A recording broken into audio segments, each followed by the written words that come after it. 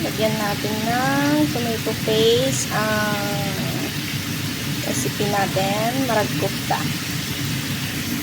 Tapos ihalo-halo natin.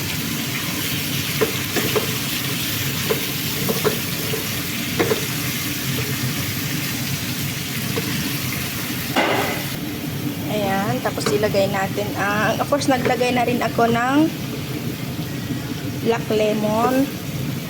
Tapos, may turmeric, cumin powder, filfil, tapos salt for taste.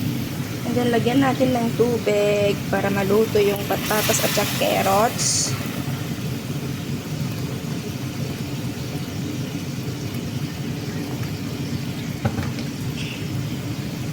Ayan.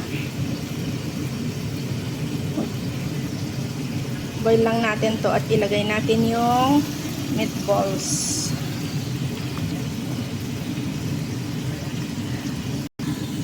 Ayan, takpan natin.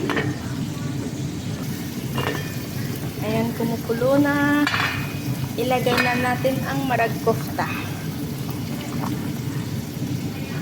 Ilagay na natin ang meatballs.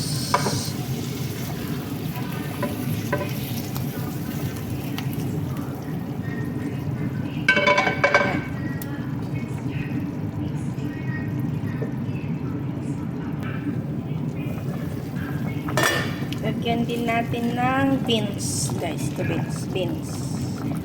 Oh, nasa ref to, nasa ref.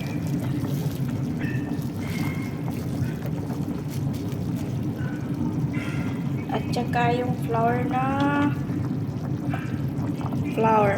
pampalapot.